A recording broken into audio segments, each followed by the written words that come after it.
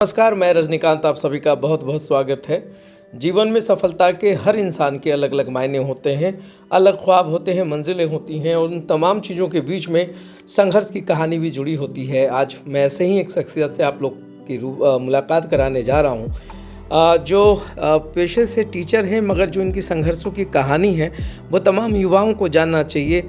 कोई आईएएस बनता है तो कहता है ये मेरी सफलता है, कोई माँ बाप के लिए अपने समर्पण भाव से सेवा करता है तो उनके लिए भी एक सफलता का मायने ही रखता है।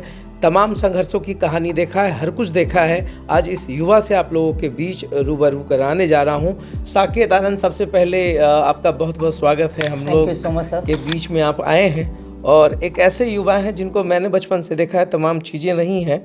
साकेत आनंद आज आरपीएस स्कूल में एकेडमिक हेड भी हैं, तमाम चीज़ें हैं, अंग्रेजी के बहुत अच्छे टीचर भी हैं। तो उम्मीद करते हैं कि बीच बीच में थोड़ा सा आपका जो अंग्रेजी है वो भी सुनने को मिलेगा। जी सर। क्या कुछ रहा है जीवन में, किस तरीके से आपने यहाँ तक जो मुकाम हासिल की है?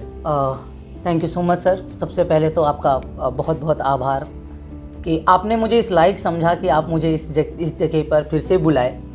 और मैं बता दूं कि शार्थ आज ये चैनल बहुत बड़ा चैनल बन चुका है, लेकिन मैं जिस शख्सियत के साथ आज बैठा हूँ, इन व्यक्ति को मैं तब से जानता हूँ जब मैं तकरीबन 8 साल का था।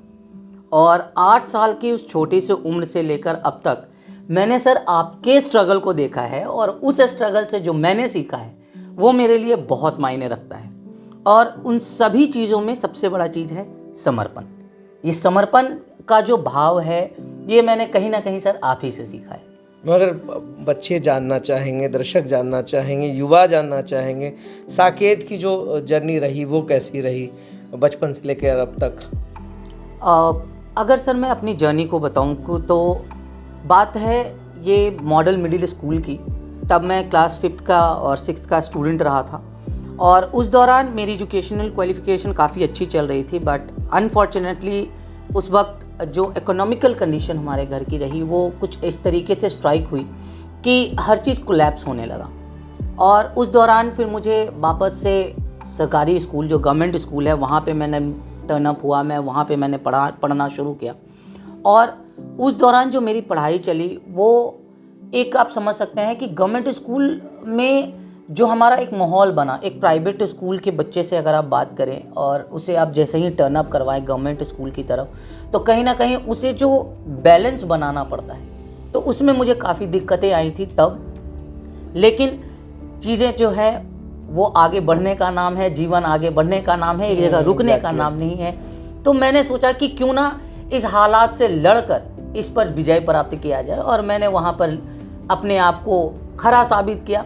बिल्कुल। और इसके बाद फिर मैं, आपको याद होगा सर, मैं क्लास 8 में था और उस दौरान मैं आपसे मिला।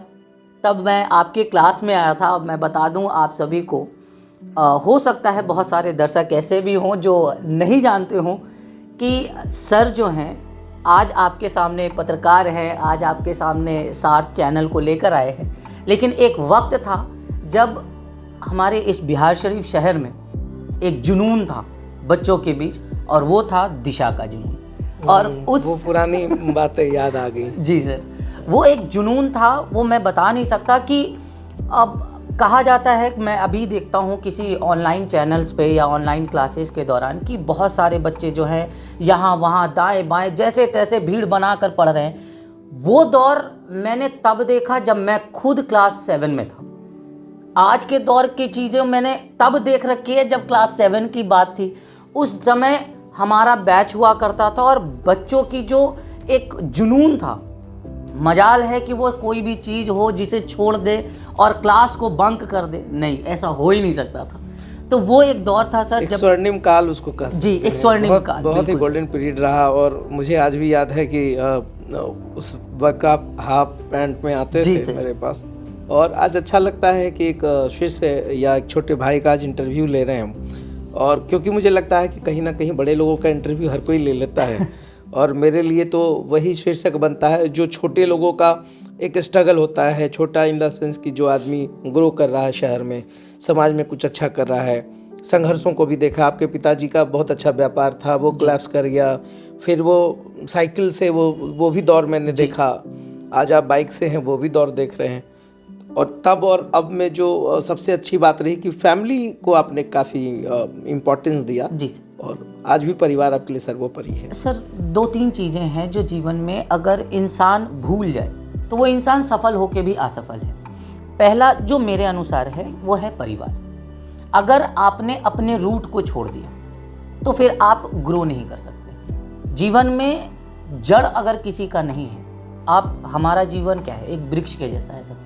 जहाँ तक मैं जानता हूँ कि हमारा जीवन एक वृक्ष के जैसा है, जहाँ हमारी शाखाएं, हमारी लताएं, हमारी पत्तियाँ, फल फूल तभी फलेंगी जब हम अपने जड़ों के साथ रहें। और जड़ जो है वो हमारे पिता हैं, हमारी माँ है, हमारा परिवार है। आज भी माँ के लिए आप बहुत इमोशनल रहते हैं। जी सर, बिल्कुल। आपसे कोई बात छिपी है नहीं। पुराने समय की बात हो तब आप वहाँ पर थे जब एक पिताजी का हमारा अच्छा खासा बिजनेस कोलैप्स किया, जब हमारे पिताजी की एक्सीडेंट हुई। इसके बाद फिर पिताजी का बिजनेस कोलैप्स करने के बाद आपको याद होगा सर, आप ही ने मेरा हाथ पकड़ा। हर समय मैं बता दूं, मैं हर बार एक कहते हैं ना कि इमोशनल हो जाना, मैं इमोशनल हो जाता हूं चीज़ों को लेकर, खासकर जब बात आपकी आती है कि एक छोटे से बच्चे का उंगली पकड़कर आपने पढ़ाया। मुझे याद है, मैं दर्शकों से मैं झूठ नहीं बोलता, और मैं सबसे बड़ा चीज़ है एक टीचिंग प्रोफेशन में हूँ। और टीचिंग प्रोफेशन में एक चीज़ जो सबसे इम्पॉर्टेंट पार्ट है वो ये कि कभी भी झूठ बोलना नहीं सिखाया गया। तो मैं आज भी ये सच को सहर्ष स्वीकार करता हूँ कि वो वक्त था जब मेरे पास आपके फ़ी देने के लिए पैसे नहीं थे सर, और मैंने आपसे रिक्वेस्ट किया था कि सर हमारे पास फ़ी नहीं है लेकिन मैं पढ़ना चाहता हूँ। और तब आपने कहा था कि सर बेटा कोई बात नहीं, तुम पढ़ाई करो, तुम एब्सेंट मत करना सर, तुम पढ़ाई करो, तुमको जब तक पढ़ना है, जिस बैच में पढ़ना है तुम आकर पढ़ो, मैं तुमसे कोई फ़ी नहीं लूँगा। एक अजीब सा दौर है, मैं भी थोड़ा सा इमोशनल हो जा रहा हूँ क्योंकि मुझे लगता है कि वो दौर हम लोगों ने साथ में देखा है। जी सर। और शहर को देने की बहुत कुछ कोशिश की हमने। आज जितने भी बच्चे हैं एमएनसीज में या बाहर में भी काम कर रहे हैं या खुद का भी काम कर रहे हैं, तो कहीं ना कहीं वो दिशा से जुड़े रहे हैं, रजनीकांत से जुड़े रहे हैं। तो आज जो युवा है, आज की जो युवा पीढ़ी है, उसको देख करके आपको कैसा लगता है और क्या संदेश आप दे पाते हैं? संघर्ष तो आपने भी देखा है। जी सर। मैं जहाँ तक आज की युवा पीढ़ी को देख रहा हूँ सर, अभी की अगर जो एक हमारी जनरेशन थी जिसमें एक जुनून था, हर चीज़ को करने का एक जो समर्पण, वो समर्पण था। आप अभी के कहीं ना कहीं मोबाइल हो, मीडिया हो, सोशल मीडिया हो, इन सभी चीज़ों में आज की युवाएं जो हैं ज़्यादा संलिप्त रहे हैं, और जिसकी वजह से उनके जीवन में मुझे भटकाव ज़्यादा नज़र आता है। मुझे जहाँ तक लगता है कि माता पिता के साथ में रहना, गुरुओं के साथ में रहना, उनकी शिक्षा, उनकी दीक्षा प्राप्त करना, ये जीवन का एक मूल मंत्र होना चाहिए अगर आप जीवन में आगे बढ़ना चाहते हैं। पैसे के लिए संघर्ष करना पड़ा बहुत ज़्यादा सर। पैसे जीवन में अगर आप देखें तो पैसा सेकेंडरी चीज़ है। जीवन को चलाने के लिए आपको कहीं ना कहीं कुछ ना कुछ करना ही होता है, आपको पैसे चाहिए ही चाहिए, क्योंकि जीवन की कुछ ज़रूरतें हैं जिसे आपको पूरी करनी है। लेकिन इन पैसों के साथ साथ अगर आप घर में हैं, अपने परिवार के साथ में, अपने गुरुओं के साथ में हैं, उनका आदर सम्मान आपके जीवन में है, तो मुझे नहीं लगता सर कि पैसा बहुत ज़्यादा मायने रखता है। साकेत आनंद खाना भी बहुत अच्छा बनाता है। ये मुझे बहुत ही विश्वसनीय सूत्रों से पता चला कि घर में अगर कोई ना हो तो आप अपनी माँ के लिए और पिताजी के लिए खाना भी बना लेते हैं। जी सर। क्या क्या बनाते हैं? खाना बनाने का जो दौर है सर, जो सिलसिला है, मैं कहूँगा कि मैं एक एक्सीडेंटल कुक बना। अगर देखा जाए तो 2 साल पहले की बात है कि हमारी माँ अचानक से एक दिन काफ़ी बीमार हो गई, और बीमार होने के बाद वो कोमा में चली गई। उनका ब्रेन हैमरेज हुआ, पैरालिसिस हुआ, और still she is not well, she is still on the bed. वो अभी भी बिस्तर पर ही हैं। उनका सारा नित्य क्रियाक्रम जो है वो पिताजी की देखरेख में होता है। तो घर को चलाना, भोजन करना, ये एक बेसिक चीज़ें हैं जो सबको चाहिए। और कहीं ना कहीं वहाँ से मैंने शुरू किया, 2 साल पहले मैंने शुरू किया खाना बनाना। और आज के समय में सर वो दिन है कि रोटी और भुजिया के साथ में मैंने शुरू किया था, जहाँ तक मुझे याद है। लेकिन अभी के समय में सर मैं ऑलमोस्ट सभी चीज़ों को बना लेता हूँ। बहुत बढ़िया। तब अब साकेत को बहुत ज़्यादा परेशानी नहीं होती है। और वो जब आपने इंटरव्यू देना शुरू किया था नौकरी के लिए, जी सर। मुझे आज भी याद है कि एक स्कूल में आपको हमने भेजा था। जी सर। उसके बाद आप आरपीएस गए। जी सर। आरपीएस की क्या कहानी रही? सर सबसे पहले तो मैं उस स्कूल के बारे में बताऊंगा जहां आपने पहले भेजा था, क्योंकि मैंने अभी कहा सर, रूट्स को कभी भी किसी को छोड़ना नहीं चाहिए। और मैं चैनल पे बता दूं कि अनिल सर थे, वहाँ के डायरेक्टर थे अनिल सर, और बिहार पब्लिक स्कूल वो मेरा पहला स्कूल था। और मैंने जैसा आपको बताया कि सर ने मुझे हमेशा से गाइड किया। सर कभी भी मेरे पीछे, अगर मेरे माता पिता, मेरे बड़े भाई बहन जो भी हैं, उनके बाद अगर हमारे साथ में कोई हमेशा मेरी मुसीबतों में खड़ा रहा। मैं बता दूं कि कई बार ऐसे फंक्शंस भी होते थे हमारे घर में, सर को मैंने निमंत्रण दिया, सर आप आए, सर नहीं आए। सर ने कहा कि बेटा खुशी में तो सब लोग साथ होते हैं, सब लोग आपस में परिवार में आ जाते हैं, मैं तुम्हारे साथ में हूँ, मेरा आशीर्वाद तुम्हारे साथ में है। और उस वक्त सर आपने मुझे सबसे पहले बीपीएस बिहार पब्लिक स्कूल आपने मुझे भेजा। वहाँ पर मैंने लगभग उस वक्त लगता है 1000-1200 कुछ। हाँ जी सर, 1000 रुपए की आसपास की मेरी सैलरी रही थी उस वक्त की। मैं बता रहा हूँ आपको बात 2010 की, 2010 मैं उस वक्त में मैंने सिर्फ मैट्रिक पास स्टाइपेंड था एक तरीके से, आपको पॉकेट खर्च मिलता था, स्टाइपेंड वगैरह। तो वो था, वहाँ पर से मैंने अपनी जर्नी जो है, टीचिंग जर्नी अगर कहे तो वो मैंने शुरू करी। इसके बाद सर के साथ मुझे जुड़ने का मौका मिला, दिशा फाउंडेशन से जुड़ने का मौका मिला। सर के इंस्टीट्यूशन में मुझे एक बार फिर से उस घर में कह लीजिए, उस घर में जहाँ मेरा दिन भर रहना होता था, उस घर से एक बार फिर से मुझे जुड़ने का मौका मिला। मैंने 2 साल तकरीबन वहाँ पर मैंने अपना ये काम किया वहाँ पर। इसके बाद फिर वो समय आया जब चीज़ें फिर से बदली, और सर ने मुझे फिर आरपीएस जो है, आरपीएस ग्रुप ऑफ स्कूल्स, अभी तो खैर बहुत बड़ा नाम आ चुका है। आरपीएस पहले आरपीएस हुआ करता था, उससे पहले नवोदय था, नवोदय के बाद आरपीएस स्कूल, और अब आरपीएस ग्रुप ऑफ स्कूल्स हो चुका है, जिसकी कई शाखाएं हैं बिहार शरीफ में। तो 2012 की वो बात है कि जब सर ने मुझे कहा था कि आप चले जाओ वहाँ, आप मेरा नाम लेना, मेरा प्रेफरेंस लेना, और वहाँ पे जाओगे, वहाँ पे सारा कुछ हो जाएगा। तो मैं वहाँ पर गया, मैं सर से मिला, और मैं बता दूं कि मैंने सर का ही रेफरेंस लिया था कि सर ने मुझे भेजा है। और सर के रेफरेंस लेने के बाद मैं, अगर जो नए व्यूअर्स हैं जो अगर आरपीएस ज्वाइन करना चाहते हैं, मैं उन्हें बता दूं कि अगर सर का रेफरेंस होगा तो आपकी इंटरव्यू नहीं होगी, आपको डायरेक्ट क्लास मिलेगा और आपकी ज्वाइनिंग होगी। क्यों लगा कि मेरे रेफरेंस से डायरेक्ट इंटरव्यू नहीं होता है? सर बात जो है, जो सच बात है कि आप एक खुद भी वहाँ के प्रोडक्ट रह चुके हैं, वहाँ सर से आप मिल चुके हैं, सर के नज़र में आप हैं। और अभी रिसेंटली 31st का नाइट जो था, जहाँ पर उसमें सम्मानित आप एक चीफ गेस्ट थे, और चीफ गेस्ट के तौर पर आपको वहाँ पे सम्मानित भी किया गया था। नहीं, एक्चुअली क्या था कि दिशा उन दिनों इतना फ्लोरिश था और काफ़ी बड़ा नाम हो रहा था शहर में, और तो इनफैक्ट वो ब्रांड काम कर रहा था कि चलो दिशा में पढ़ा होगा तो बिल्कुल अच्छा स्टूडेंट होगा। बिल्कुल सर, बात दिशा की भी है, और बात है एक नाम, एक ब्रांड, एक कहते हैं ना कि कभी भी हम अगर मार्केट में हो कपड़े खरीदें, तो हम जब भी कभी छोटे मोटे कपड़े खरीद लें तो उसमें हम लोग मोल भोल करते हैं कि ये कपड़े 200 का है तो 100 में दे दो भाई, 150 में दे दो, 100। लेकिन ब्रांड जब आता है ना सामने, तो वहाँ पर जो है वो ठीक है, ओके है, ब्रांड में कहीं कोई पूछने वाली बात नहीं है। तो you are also a brand sir, no doubt, undoubtably. मैंने जो संघर्ष आपका देखा है, ब्रांड तभी बनता है जब वो उसके पीछे एक लगन हो, एक संघर्ष हो, एक आत्मसमर्पण हो समाज के प्रति। तो वो जो ब्रांड आपका ब्रांडिंग जो है, आपका नाम जो है, वो बिहार शरीफ के लिए वो मैंने कभी की नहीं एक्चुअली में।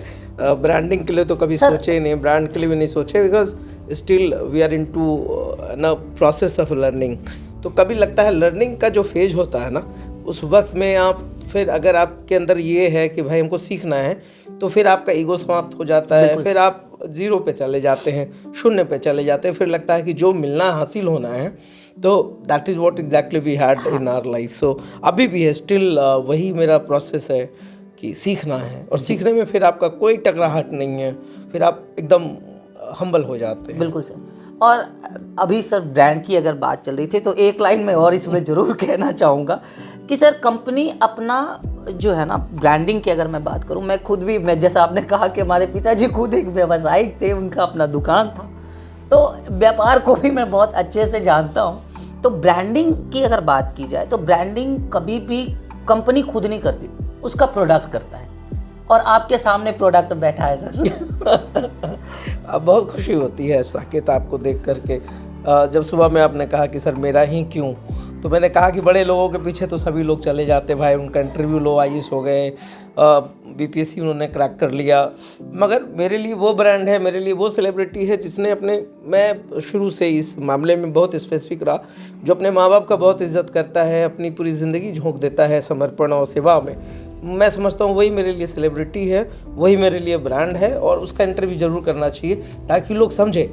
नौकरियाँ, अपॉर्चुनिटीज़ बहुत मिली आपको, बिल्कुल, बाहर भी जा सकते थे, तमाम चीज़ें थी, फिर भी आपने कहा नहीं, मैं अपने माँ बाप को देखूंगा। तो ये जो चीज़ें हैं ना, ये आपके सक्सेस को तय करता है। आईएएस होना किसी के लिए सक्सेस हो सकता है, मगर मैंने शुरू में ही कहा है कि सफलता का अर्थ या मानक वो कोई पद नहीं है। आप अपने माँ बाप के लिए अगर सफल हैं, अच्छे बेटा हैं, तो you are most successful man in this world. Definitely sir, no doubt. Again the things कि अगर आप गार्जियन के साथ में हैं, ठीक है, तो आप जीवन में सफल हैं। जैसा कि आपका जो सोच है, ये मेरी भी सोच है। जहाँ तक मैंने आपको भी देखा है सर, वो एक दौर था जब अंकल साथ में थे, आंटी साथ में थी। मुझे याद है कि दिन दिन भर मैं क्लास में रहता था और आंटी के हाथों का बना हुआ रोटी पूरी वो मुझे मिलता था। वो मिसिंग फैक्टर तो अब आएगा ही। बिल्कुल सर। तो वहाँ पर आंटी के जाने के बाद कहीं ना कहीं वो चीज़ आप भी फील कर रहे हैं, वो चीज़ आप भी जानते हैं। आपके पास में ऐसी थोड़ी सी, आपके पास में भी एक अपॉर्चुनिटी था, you had gone to foreign as well, आप फॉरेन भी गए हैं। नहीं, जाने वाला था मगर नहीं जा पाया। वो एक्चुअली फिर वही हो गया, पेरेंटल वो था मेरे अंदर कि भाई फिर चले जाएंगे तो फिर कौन देखेगा। तो I refuse the offer only because of this. हाँ, नहीं, मैं ये कह रहा हूँ कि आपके पास में वो फॉरेन जाने वाला जो एक आया था, आपके पास कॉल लेटर, आपने मुझे भी दिखाया था कि साकेत देखो मेरे पास कॉल लेटर है, मुझे फॉरेन जाना है, तो क्या होना चाहिए, कि मैं सोच रहा हूँ क्या करना चाहिए। तो आपने उसके बाद ही कहा था कि बेटा मैं जाऊँगा फॉरेन में, जबकि मुझे यहाँ तक याद है सर, पैसा आपके लिए पहले भी वैल्यू नहीं करता था, आज भी नहीं करता है। मुझे वही अच्छा लगता है, फकीरी वाली जिंदगी ठीक है, और ज़्यादा ही प्यार है इसमें। आपकी जो एक लाइफस्टाइल रही है, वो बहुत ही इंटरेस्टिंग लाइफस्टाइल रही है, जहाँ पर सूफीज़म से लेकर महाकाल वो एक अलग फेज रहा है। खैर, ये तो थी तमाम चीज़ें, संघर्ष की भी कहानी थी, और किस तरीके से साकेत ने अपने लाइफ को ढाला और आज आरपीएस में हैं, बहुत अच्छा कर भी रहे हैं। तो मैं हर वो युवा या जो अच्छा कर रहे हैं उनसे मिलाने की कोशिश करता हूँ, उनको भी जाने, उनके भी संघर्ष की कहानी जाने, क्योंकि जो स्थानीय लोग होते हैं उन तक कोई नहीं पहुंचता। और मेरी कोशिश होती है कि जिनके संघर्षों की कहानी बहुत अच्छी है उनको मैं एक प्लेटफॉर्म पर ज़रूर लाऊं, उनसे बात कराऊं और उनके विचारों को आप तक पहुंचाऊं। तो अब तक जितनी भी बातें हुई, बहुत मज़ा आया Saket. Thank you so much, और बहुत बहुत धन्यवाद कि आप साथ के लिए जुड़े आज। Thank you sir, thank you so much.